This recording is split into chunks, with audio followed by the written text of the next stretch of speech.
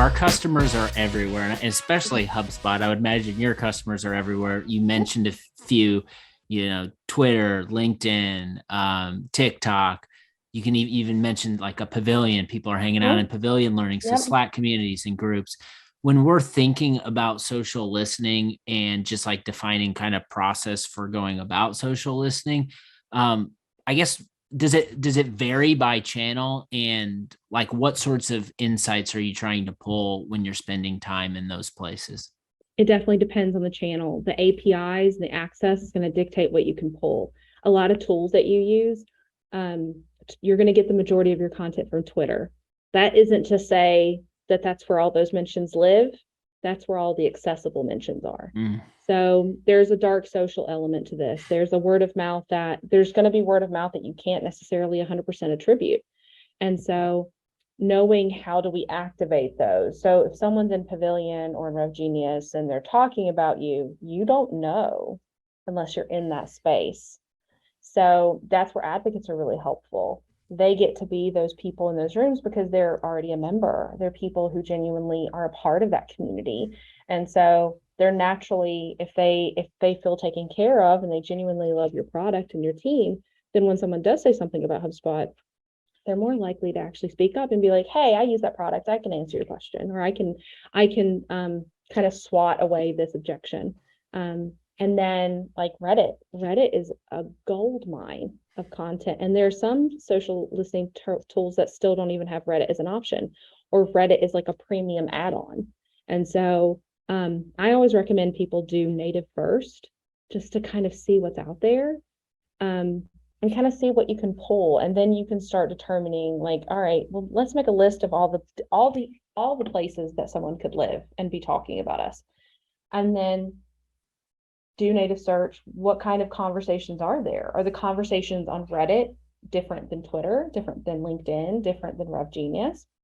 Probably. I do a lot of native search on Reddit, and a lot of it's support focused. Hey, how do I do this? Or I don't know how to do this. Or I'm getting this error. Or has anyone ever done this type of workflow? A lot of support focus from Reddit and like a dev kind of perspective.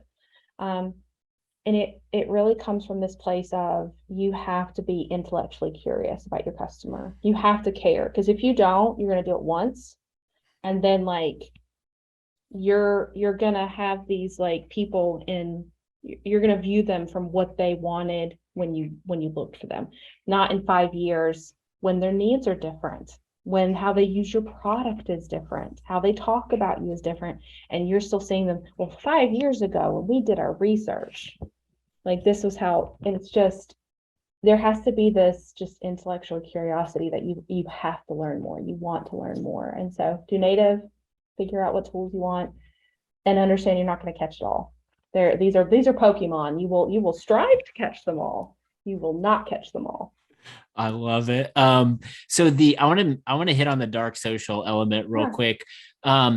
So I have learned, and this is, we talk a lot about this, just like optimizing your content and just making the number one thing I think we can do now is making your content accessible, because if your content's good, like chances are like it'll get shared in that Slack community, or it'll get shared in the DMs. And so I guess when like you're in it and you're listening through social, and you're trying to like build, insights and build this report that, you might share with your boss or your boss's boss, and kind of show trends and things that are happening. Like, how do you account for dark social into that? Is it just like this is happening and we just have no insider visibility and know about it? But I want it like, how do you play that into kind of the execution of just like the social listening plan that you're currently working on?